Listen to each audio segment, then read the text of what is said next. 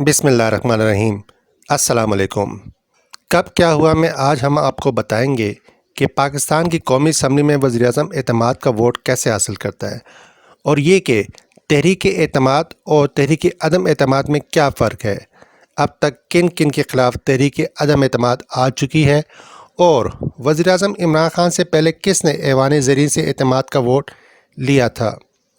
नाज़रीन, हालिया सेनेट के इंतखाबात में 18 सीटें जीतकर सबसे बड़ी पार्टी के तौर पर सामने आने वाली जमात पाकिस्तान तहरीक इंसाफ को अपने वज़ीर-ए-आज़म को बचाने की अनहोनी सूरत हाल का सामना करना पड़ रहा है।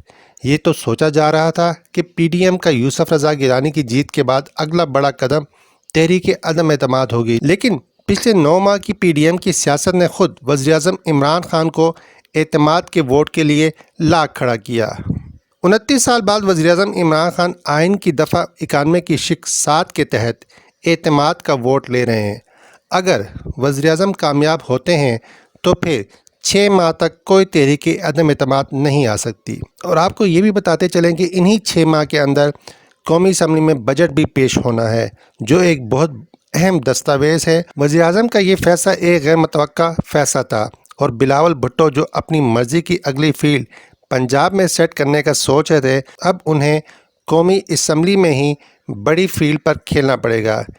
ये अलग बात है कि PDM के सरबराह मौलाना फजल रहमान ने इस आइनी और जमहूरी अमल का हिस्सा न बनने का ऐलान किया है और 11 जमाती इस इत्तेहाद ने कौमी असम्बली के इजलास के बाइकाट का ऐलान कर दिया है।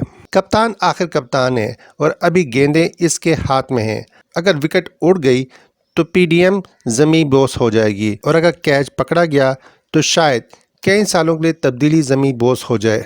पाकिस्तान के आइन के आर्टिकल 91 की शिक 7 वज़ीर-ए-आज़म पाकिस्तान के लिए असम्बली से एतमाद का वोट लेने का तरीक़ाकार बताती है। इस शिक के तहत अगर वज़ीर-ए-आज़म वोट लेने की ज़रूरत महसूस करे तो हुकूमत की जानिब से सदर को एक समरी भेजी जाती है ताकि सदर कौमी असम्बली का इजलास तलब करे और वज़ीर-ए-आज़म एतमाद का वोट ले सके। इस दौरान वज़ीर-ए-आज़म अपने फ़राइज़ मनसबी अदा करता रहता है।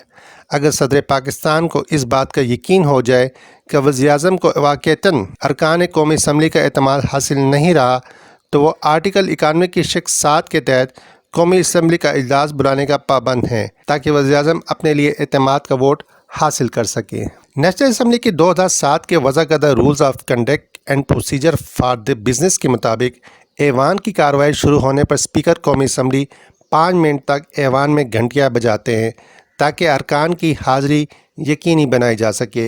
इसके बाद ऐवान के तमाम दरवाजे बंद कर दिए जाते हैं ताकि कोई रुकन बाहर जा सके और ना ही कोई अंदर आ सके। इसके बाद आर्डर ऑफ द डे के तौर पर एतमाद के वोट के लिए करारदाद पेश कर दी जाती है, जिसके फ़ौरन बाद मेंबरान कौमी असम्बली करारदाद के हक़ और मुखालफत में तकसीम होकर अलहदा हो जाते हैं और लॉबीज़ में जाकर अपने अपने नाम का इंदराज कराते हैं। इन्हें फौरी तौर पर गिन कर करारदाद के मंजूर या रद्द होने का फ़ैसला दे दिया जाता है। ये सब ओपन होता है, यानी हर मेंबर अपनी फ़िज़िकल प्रेजेंस यानी जिस्मानी मौजूदगी से करारदाद के हक़ या मुखालफत का इजहार करता है। वोटिंग के अमल के दौरान अगर कौमी असम्बली के 172 से कम अरकान वज़ीर-ए-आज़म पर अपने एतमाद का इजहार करते हैं, बाकी अरकान भले गैर हाजिर रहें या ऐवान में होते हुए भी लॉबीज़ में जाकर शुमार कुनंदगान के पास अपने नाम का इंदराज नहीं करवाते, तो इसका मतलब ये लिया जाता है कि वज़ीर-ए-आज़म ऐवान में अक्सरियत खो चुके हैं। ऐसा होने की सूरत में सदर मुमलिकत का ये खदशा कि कायदे ऐवान के पास अक्सरियत नहीं रही दुरुस्त साबित हो जाएगा। तहरीक अदम एतमाद का तरीक़ाकार इससे मुख्तलिफ है। तहरीक अदम एतमाद के लिए असम्बली के कम अज़ कम 20 मेंबरान के दस्तखत से एक करारदाद स्पीकर ऑफिस में जमा करवाई जाती है। दरख्वास्त जमा होने के 3 दिन से पहले इस पर वोटिंग नहीं करवाई जा सकती, जबकि ये वोटिंग 7 दिन से ज़्यादा मौखर भी नहीं की जाती। कौमी असम्बली के 6 मार्च दोपहर 12:30 बजे के इजलास के लिए सदर पाकिस्तान की तरफ से नोटिफिकेशन जारी हो चुका है। पाकिस्तान के इस ऐवान में ये दूसरी बार हो रहा है कि एक बरसे इक़्तिदार वज़ीर-ए-आज़म अज़ खुद एतमाद का वोट लेने के लिए सामने आए।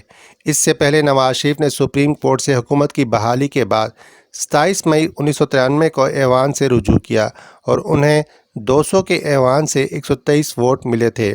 उस वक्त के सदर غلام اسحاق خان نے نواز شریف حکومت کو برطرف کیا تھا، تاہم عدالت عظمیٰ نے حکومت کو بحال کر دیا اور اگلے روز نواز شریف نے قومی اسمبلی سے اعتماد کا ووٹ لیا تھا۔ یہ کارروائی قومی اسمبلی کے ضابطہ 285 کے تحت ہوئی تھی، جس میں ہاتھ کھڑے کر کے اعتماد کا ووٹ دیا گیا، جبکہ بےنظیر بھٹو کے خلاف نومبر 1989 میں غلام مصطفیٰ جتوئی کی جانب سے پیش کی گئی ایک تحریک عدم اعتماد ناکام ہوئی تھی۔